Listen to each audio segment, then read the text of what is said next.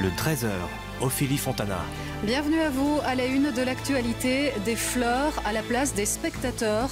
Forêt Nationale organise cette opération pour illustrer la détresse du secteur culturel. Nous en parlerons en direct avec Dominique Dussin. Fini le rythme de croisière, la vaccination passe à la vitesse supérieure. Près de 3 millions de personnes ont déjà reçu une première dose et les livraisons vont s'intensifier prochainement.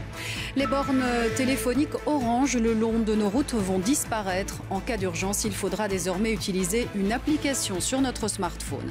Une formation pas comme les autres aussi dans ce journal. Des personnes malvoyantes sont initiées au codage informatique, un secteur qui recrute. Et puis quand la fête tourne au drame en Israël, ce rassemblement religieux a entraîné une bousculade. Il y a 44 morts et plus de 100 blessés.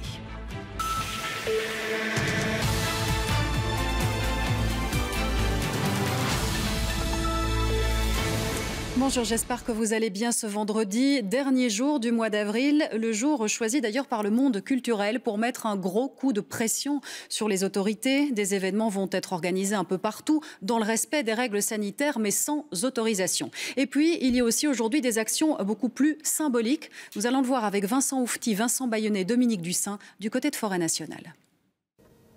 Forêt Nationale vide, désert comme il l'est depuis 14 mois. Mais Forêt Nationale vivant grâce à 20 000 tulipes qui ont été déposées sur les sièges. Chaque fleur représente un spectateur. L'image est magnifique, elle célèbre les 50 ans de Forêt Nationale. Mais parallèlement, chaque fleur pourra être parrainée et l'argent récolté sera reversé aux travailleurs de l'ombre du spectacle vivant. On peut acheter un ticket, donc un ticket représente un siège, une fleur. On peut aussi acheter un bouquet, bien évidemment. Et donc, ça veut dire qu'en fait, en même temps, on aide quand même le secteur à tenir le coup parce que ce tunnel est vraiment très, très long. Il faut vous imaginer, sans revenu pendant 14 mois et ce n'est pas encore fini. Refaire danser les fleurs, je viens. Tout au long de la journée, des artistes vont se succéder dans Forêt Nationale vide, histoire de redonner vie à cette salle mythique. Ce matin, c'est Julie Zenati qui a lancé l'opération. C'est sûr que cette initiative-là, de pouvoir aider justement tous ces métiers de l'ombre en achetant des bouquets, en fleurissant le Forêt Nationale, c'est une très très belle initiative et on s'en relèvera tous beaucoup plus fort et beaucoup plus solidaires. On ne se rend pas compte qu'un artiste tout seul n'existe pas.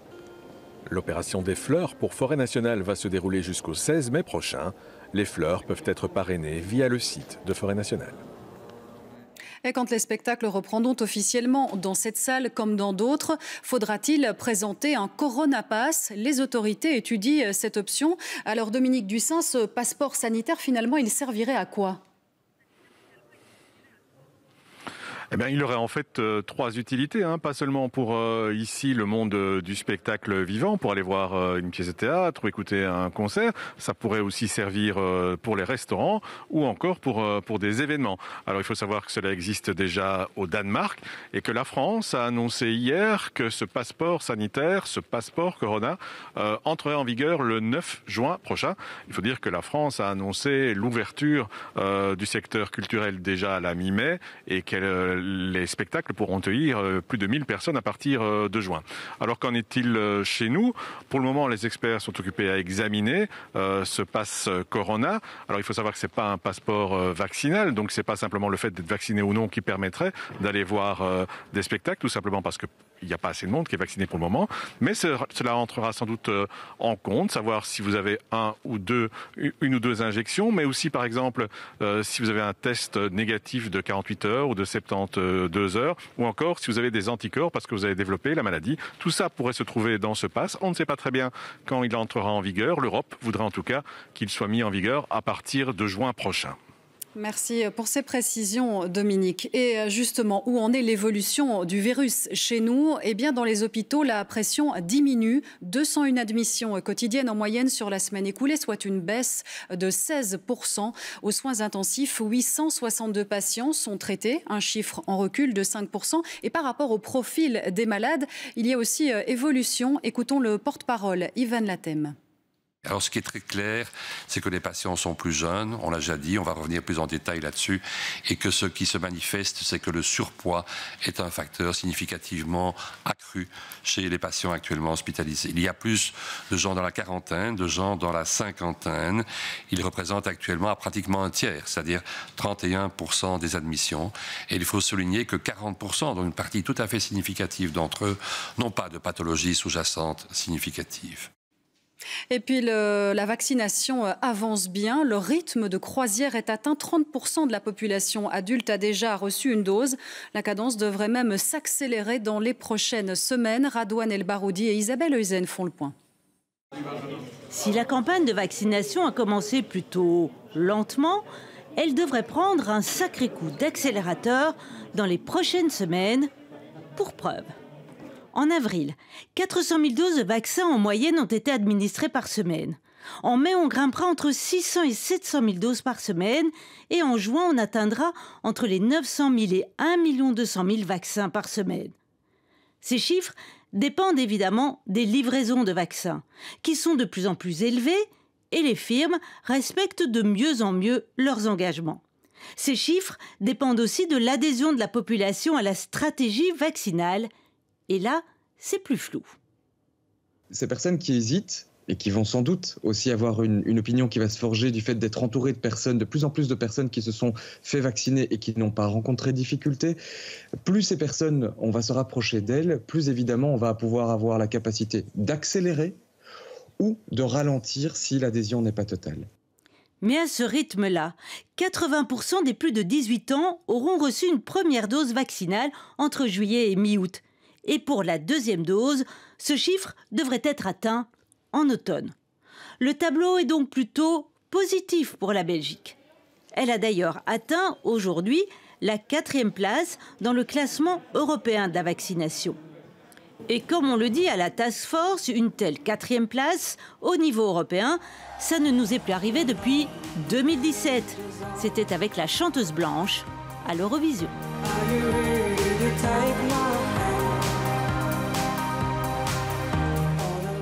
En raison de cette pandémie, cela dit, les JO de Tokyo pourraient avoir lieu sans aucun spectateur, même les locaux. Déclaration de la présidente du comité d'organisation à moins de 3 mois de l'événement. Plusieurs départements, dont celui de la capitale, sont en état d'urgence à cause de l'augmentation des cas Covid.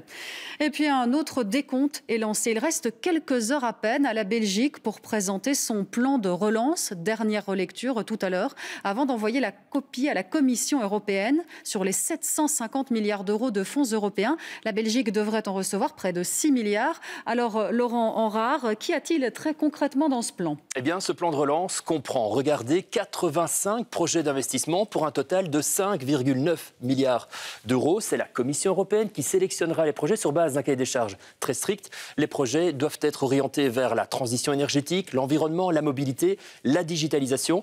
Les projets doivent aussi tenir compte de plus d'inclusion sociale, de plus d'emplois pour améliorer la prospérité du pays. Et peut-on déjà citer des exemples un peu plus précis pour la Belgique ? Bien sûr, prenons tout d'abord le rail. L'idée est d'améliorer l'infrastructure pour doubler, par exemple, la capacité du transport ferroviaire de marchandises d'ici 2030. Autre projet, améliorer les capacités d'accueil dans les crèches, développer les centrales électriques à gaz ou encore numériser les services publics.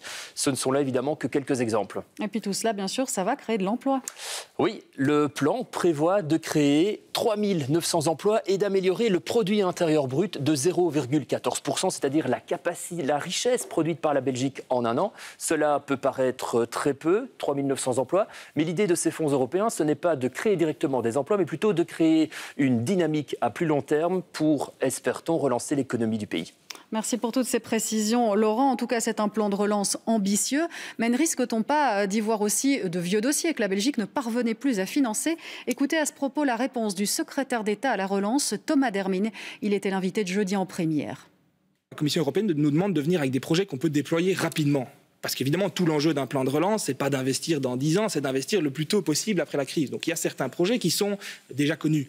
Mais il y a des projets qui sont complètement fous, M. Galissou. Et c'est ça qui est fantastique avec ce plan de relance, c'est qu'on peut rêver aussi de l'avenir. On va construire une île énergétique en mer du Nord pour, en fait, rester les champions du monde de l'éolien en mer et connecter toutes nos éoliennes. On va construire un centre sur l'intelligence artificielle à Bruxelles. On va construire des écoles de biotechnologie en Wallonie. Et ça, c'est des projets fabuleux, c'est des projets orientés sur l'avenir et qui vont dessiner le visage de notre pays dans le futur. La fin d'une époque, les fameuses bornes téléphoniques Orange vont disparaître en Wallonie. Alors en cas de problème sur les routes, pas de panique. Vous pourrez compter sur Edwige. Mais qui est-elle ? Eh bien, mode d'emploi avec Lauriane Bastin, Pierre Foulon et Marc Mélon. 1000 postes téléphoniques de secours vont disparaître. C'est une application dénommée Edwige qui voit le jour. Elle va aider l'usager des grands axes routiers.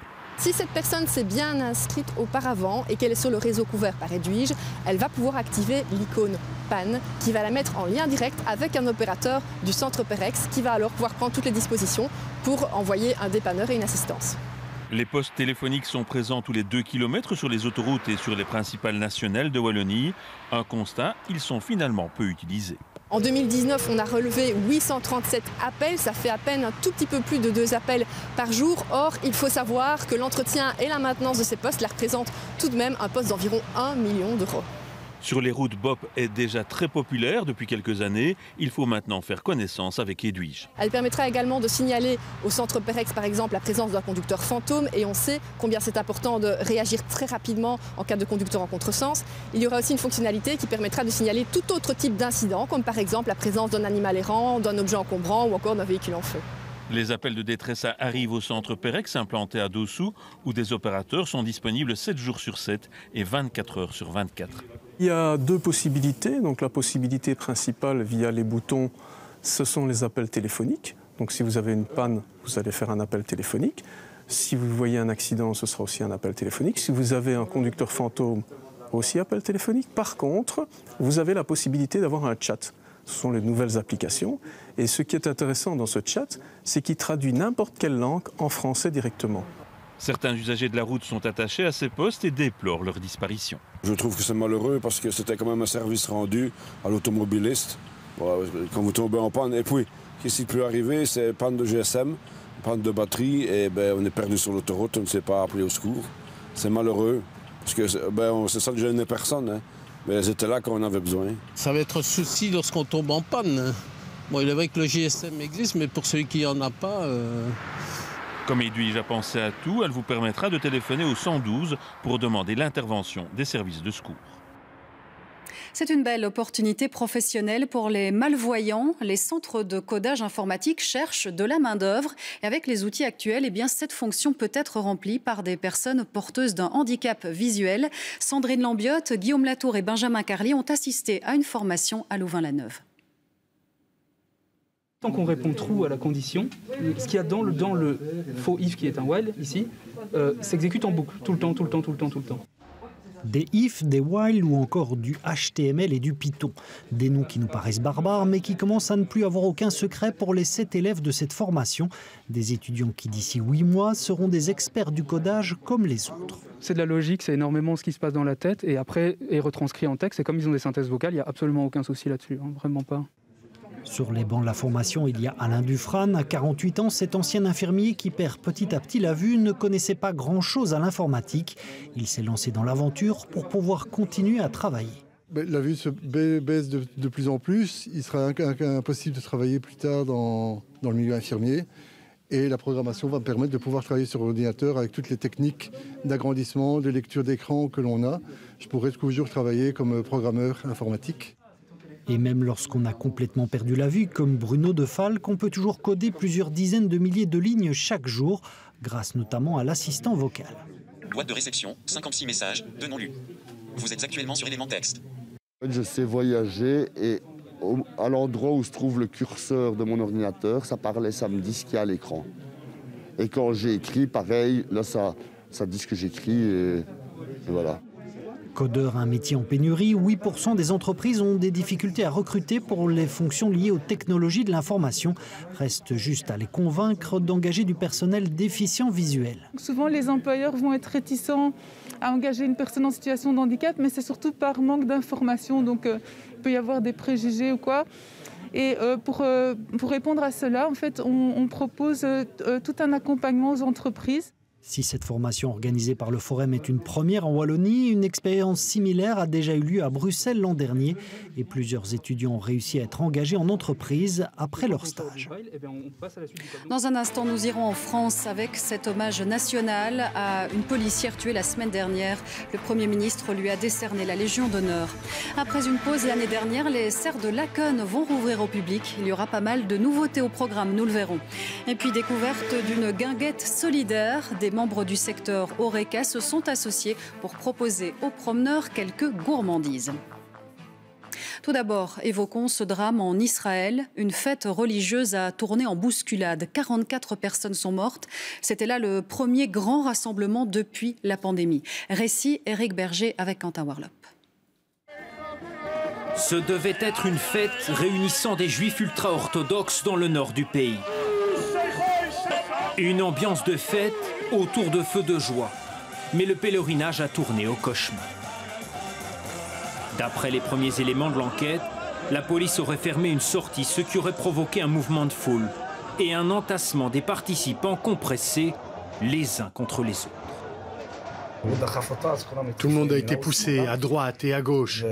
Et après 20 minutes, je pense, les gens ont commencé à étouffer.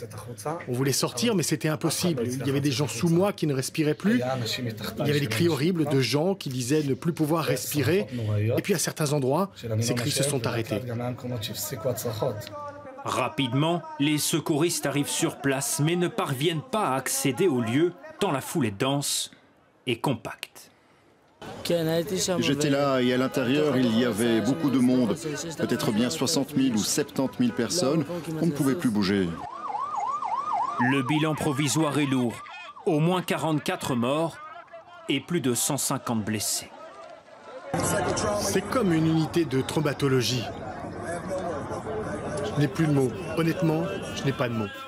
En cause hier, le nombre de participants. Les autorités avaient permis la présence de 10 000 personnes, mais d'après la presse locale, ces ultra-orthodoxes étaient 10 fois plus nombreux.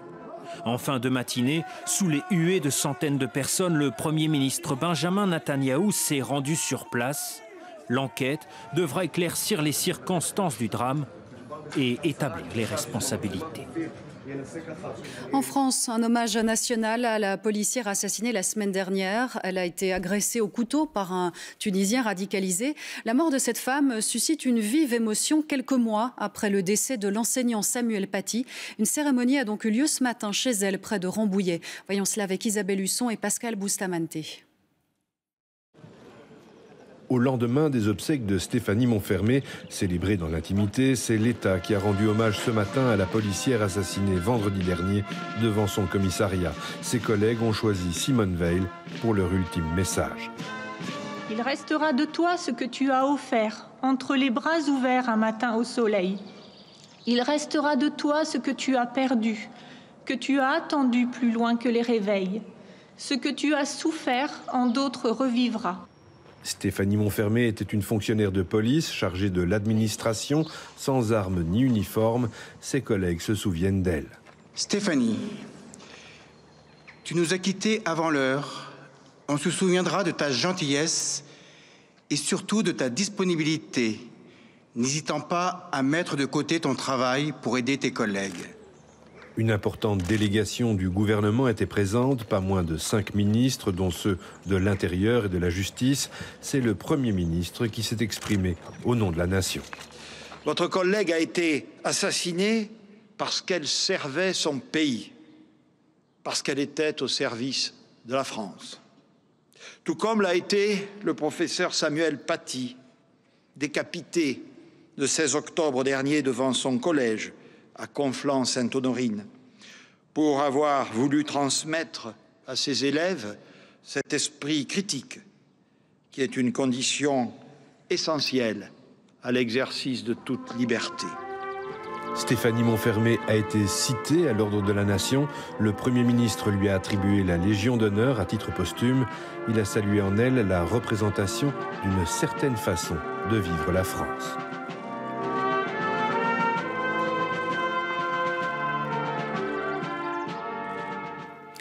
Partons en mer, si vous le voulez bien, avec un événement majeur qui se prépare, la traversée de l'Atlantique sans équipage. Et le bateau, figurez-vous, est baptisé Mayflower 400, en hommage bien sûr au navire Mayflower qui a fait cette même traversée 400 ans plus tôt. Voyons cela avec Vincent Gerbert et Philippe Antoine. Ne cherchez pas le capitaine de ce trimaran, vous ne le trouverez pas, du moins pas à bord. Pour cet essai dans la baie de Plymouth, en Angleterre, ce bijou de technologie navigue seul, ou presque. Équipé de caméras et de capteurs, il prend ses décisions de façon autonome, notamment pour éviter la collision avec un autre bateau. À quelques mètres à tribord, ses concepteurs se réjouissent.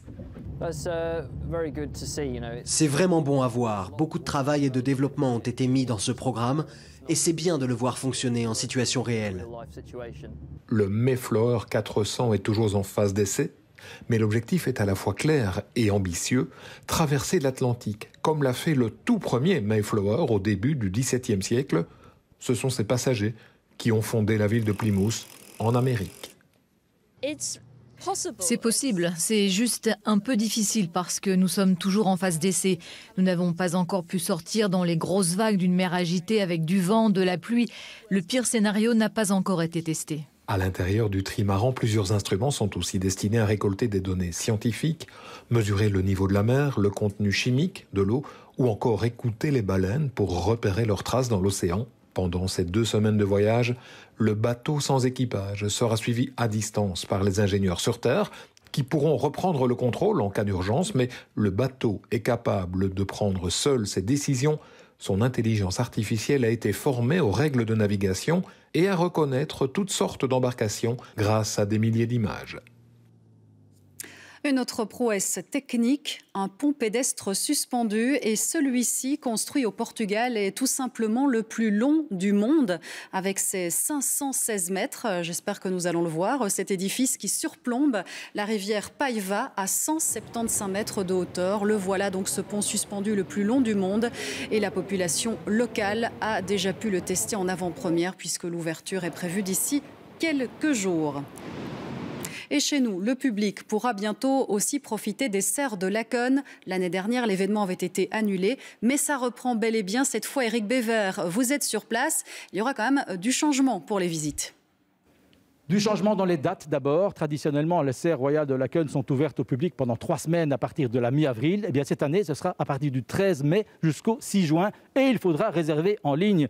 Le site de réservation est ouvert depuis ce midi. Changement aussi dans le parcours. Les serres les plus étroites ne seront pas accessibles au public. La distance ne pouvait pas être respectée.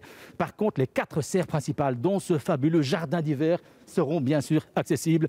C'est lui qui avait été construit en premier par l'architecte Bala en 1874 à la demande de Léopold II.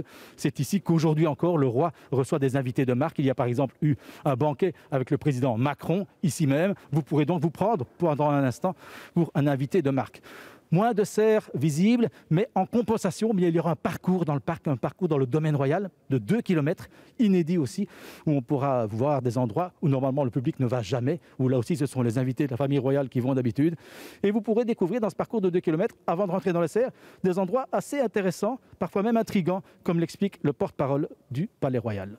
Un parcours de quelques 2 km invite le visiteur à découvrir le complexe depuis à distance et en hauteur. Et sur ce parcours, il y a quelques points d'intérêt comme des anciennes ruines. On verra aussi l'atelier de la reine Elisabeth. On s'approche de la tour japonaise. Il y a des explications sur le nouveau réseau de chaleur qui rejoint l'incinérateur de Nederoverembeek avec les serres. Interview d'Éric Bévert qui était parfait dans son rôle de guide aux serres de Laken. Une autre idée de promenade au fil de l'eau, une balade gourmande même si vous passez du côté d'Arken dans le Hainaut. Une guinguette y est installée depuis quelque temps avec de quoi boire et manger. Nos confrères d'Antenne Centre, Yvan Duc et Manuela Pintus ont testé le concept. Arken, son pont tournant qui surplombe le vieux canal Bruxelles-Charleroi et maintenant sa guinguette. François Dussard est le propriétaire de cette habitation.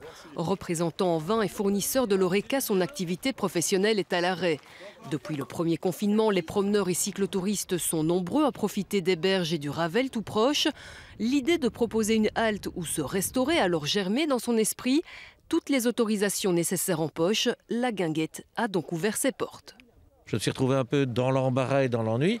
Et à force de discuter avec ma compagne, on s'est dit pourquoi pas profiter de l'endroit que nous avons, dans lequel nous habitons, pour faire quelque chose d'un peu sympa, un espèce de projet solidaire. On a récupéré des softs dans les restaurants du coin qui sont également touchés, pour permettre de ne pas arriver aux dates de validité. On reverse évidemment tout l'argent à ces restaurateurs pour les aider à tenir le coup. Nous sommes propriétaires de la ferme de la Pitance à Timéon et donc nous avons 2 salles de réception et nous sommes fermés depuis le 14 mars 2020. C'est une bonne occasion de se relancer doucement. De se relancer, de s'épargner mentalement et de s'offrir un petit chouïa de perspective. En attendant la réouverture des terrasses et la possibilité de profiter aussi du jardin, la guinguette fonctionne pour l'instant en take-away. Les promeneurs peuvent ainsi savourer en bulle leur pique-nique, pour certains confortablement installés dans un transat, des instants particulièrement appréciés. C'est le paradis, hein. Il n'y a pas mieux quand même. On est dans la nature, on est au calme. Un bon petit verre, qu'est-ce que vous voulez de plus? C'est peut-être le début du bonheur retrouvé, j'allais dire. C'est gai de se retrouver et de voir d'autres personnes aussi, de loin bien sûr, et de pouvoir profiter de ce cadre magnifique. Oui, ça manquait réellement, mais il n'y a pas que ça, il y a des tas d'autres choses qui manquent. Il y a la culture aussi. La culture, un autre secteur auquel les propriétaires de la guinguette souhaitent s'associer. Un programme d'animation se met en place. Il y aura des conteurs, il y aura également de l'improvisation, il y aura des cours de yoga, il y aura des cours de pilates, il y aura des petits concerts mais acoustiques. Voilà, on essaye de faire toute une programmation qu'on dévoilera d'ici 15 jours pour avoir déjà sur 2 mois une programmation pour que les gens puissent profiter, tout simplement. Des moments de détente dans un cadre bucolique, c'est le pari de cette guinguette qui évoluera chaque week-end jusqu'à la fin de l'été. Et le site vivreici.be vous propose d'autres belles découvertes. Nous allons poursuivre avec une belle rencontre avec un agriculteur des villes. Et oui, cela existe, même à Bruxelles. Jérémy Dessalle, Antoine Lepavec et Marc Kochinski se sont rendus il y a quelques jours sur les terres de David, un jeune berger. Nous sommes à 2 pas de l'avenue Charles-Quint et David Dunt emmène son fils au travail. Sauf que son travail n'est pas des plus courants en ville. Aujourd'hui, par exemple, une des premières choses qu'il doit faire, c'est vérifier qu'un agneau a eu assez de nourriture. Ils sont pleins. En fait, quand on le prend ici, on est complètement rempli. David règne sur 20 brebis, 1 bélier, 8 agnelles et 43 petits agneaux, dont les plus jeunes n'ont qu'une semaine. En tout, dans les 70 bêtes qui passent leur temps entre la ferme et les prés, juste à côté d'un quartier résidentiel. Bon, c'est sympa, mais ça n'aurait pas été plus simple de se lancer dans l'élevage à la campagne? Alors, en ville, ça peut paraître surréaliste. On pourrait se dire aussi il y a assez de place à la campagne. Après, moi, je suis de la ville, je suis né en ville.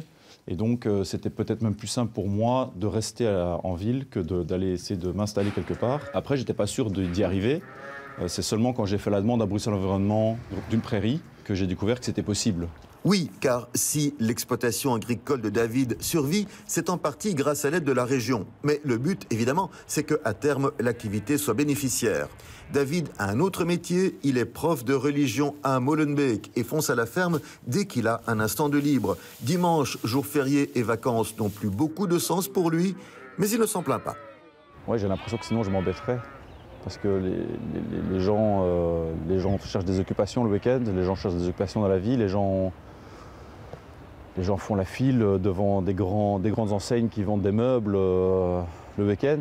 Ça ne m'intéresse pas trop. Je préfère du coup alors être esclave des moutons et de la prairie. David a suivi des formations d'éleveur et il a eu le coup de foudre pour les moutons. Vos moutons, vous les aimez? Oui, parfois ils font un peu trop de bruit. Ça fait quand même pas mal de bruit un mouton en fait. Ah oui, maintenant que vous le dites, effectivement. Allez, le sport avec le coup d'envoi des playoffs en football. Ce soir, première rencontre entre Antwerp et Genk. Et chaque année, on a besoin un peu de se rafraîchir la mémoire, Jérémy Besse, parce que c'est pas si simple. Alors, comment ça va fonctionner, ces playoffs ? On va tenter de faire au mieux pour vous expliquer, justement, vulgariser un petit peu. Il y a déjà eu 9 mois de compétition, Ophélie. À la base, maintenant, on a pu établir un niveau de classement. Et sur base de ce classement, justement, on est reparti pour une mini-compétition qu'on appelle les fameux playoffs dont tout le monde nous envie. Une nouvelle mini-compétition pour le titre. On a donc repris les 4 meilleures équipes de la saison. Vous le voyez, on a divisé leurs points par 2. Bruges part avec un bel avantage et donc ces équipes-là vont jouer les unes contre les autres à 2 reprises. 6 matchs au total donc par club et à l'issue de cette mini-compétition, on connaîtra le nom du champion de Belgique. C'est important pour la saison prochaine aussi, puisqu'on le sait, ce qui compte pour les clubs, c'est la visibilité. C'est l'argent, comme dans la société. Et pour cela, il faut aussi jouer en Coupe d'Europe pour avoir des recettes.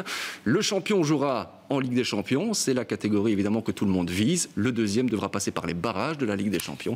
Et puis, pour les équipes classées 3e et 4e, là, ce sera les barrages. Mais d'autres compétitions comme l'Europa League et la Conference League. Et sa Conference League, si je ne m'abuse, c'est une nouveauté. C'est une petite nouvelle, oui. Jusqu'ici, on connaissait la Ligue des Champions, très lucrative, prestigieuse aussi, celle que tous les clubs visent. Juste en dessous, vous avez l'Europa League, un petit peu moins prestigieuse aussi dans la hiérarchie des compétitions européennes. Et puis, qui voilà, la Conference League débarque. C'est une nouveauté pour permettre aux plus petits clubs, justement, de goûter eux aussi à cette saveur européenne. Donc il y a 4 tickets européens, mais il y en a encore un 5e normalement. Oui, les 4 équipes dont on vous a cité tout à l'heure, Bruges, Anderlecht, Antwerp et Genk, sont assurées de participer à la Coupe d'Europe. Et le dernier ticket, ce sera pour le vainqueur des playoffs 2, comme on les appelle. Voici le classement, Ophélie. Le Standard est directement concerné avec Ostende, Gand et Malines. Là aussi, les équipes s'affrontent 2 fois, 6 matchs donc. Et seule la première équipe se qualifiera pour le 2e tour préliminaire de la Conference League. Elle fait moins rêver que les autres, c'est vrai, mais pour le Standard, c'est la seule occasion de peut-être jouer la Coupe d'Europe l'année prochaine. Je crois que j'ai presque tout compris. Merci. On peut revoir sur Ovio, si vous voulez. Mais voilà, merci beaucoup, Jérémy. C'est la fin de ce journal. D'autres informations, bien sûr, à 19h30 avec Julie Morel. Elle vous accompagnera tout au long du week-end. Quant à moi, je vous retrouverai avec plaisir lundi. À très bientôt.